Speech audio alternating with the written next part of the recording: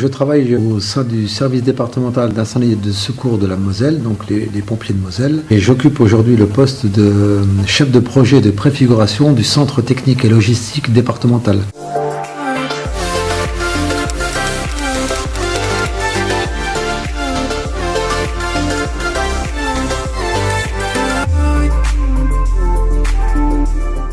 J'ai quitté l'école en première, j'ai ensuite passé un bac sous la forme d'un diplôme d'accès aux études universitaires littéraires par l'Université de Lyon. Donc j'étais adulte, j'avais 26 ans, par correspondance. J'ai ensuite passé, toujours par correspondance, une licence de droit à la Sorbonne, par le biais du CNED.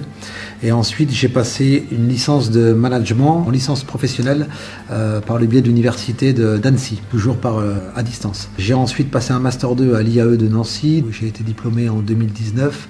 Et là c'était en alternance, c'était mon employeur, donc les pompiers de Moselle, qui m'ont libéré 13 semaines je crois pour suivre les cours en présentiel.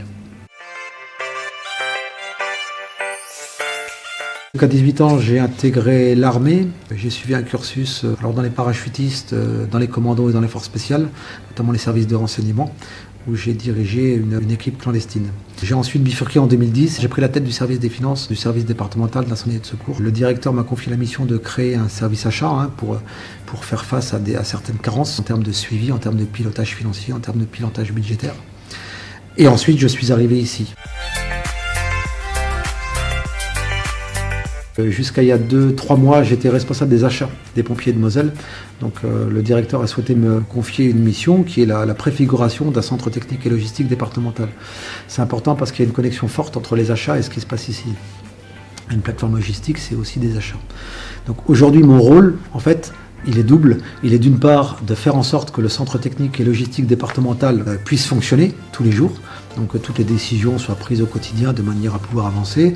Et en revanche, ma mission consiste surtout à jeter les bases d'une organisation nouvelle, c'est-à-dire de voir un petit peu de faire un SWOT, beaucoup plus étendu, mais de regarder un petit peu ce qui va pas, ce qui fonctionne pas, de mettre le doigt sur les dysfonctionnements et de trouver des solutions pérennes aux dysfonctionnements qu'on rencontre. Globalement, le début de la journée, c'est 7 heures. 7 heures ici, globalement c'est la gestion de stock, de la réflexion sur l'organisation, des réunions de concertation, des coordinations, un lien avec les territoires, puisqu'on travaille énormément ici avec les centres de secours, globalement 220 sur le territoire, et puis on essaie de trouver des solutions aux difficultés que rencontrent les territoires. Enrichissant, c'est très vite et tout de suite enrichissant, parce que ce qu'on aime, on le comprend, on comprend des choses qu'on n'appréciait pas forcément, on va travailler ces matières-là, donc c'est vraiment enrichissant. Et ensuite, il y a le deuxième effet, après coup, où là, on arrive à confronter nos nouvelles connaissances, ou en tout cas l'approfondissement des connaissances initiales, et on arrive à le confronter à l'expérience, et surtout à prendre ce recul. Donc, un seul terme, je dirais enrichissant.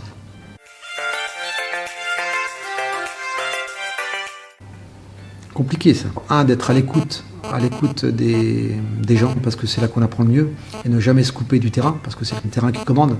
Ce sont les agents qui font le travail, qui sont en capacité de nous aider, et puis de trouver des solutions. On n'a pas forcément toutes les solutions, mais on est en capacité en fait de les faire émerger. Écouter les gens, et c'est travailler les théories. Ne pas hésiter à ouvrir des livres, ne pas hésiter à travailler, ne pas hésiter à confronter la théorie à la pratique.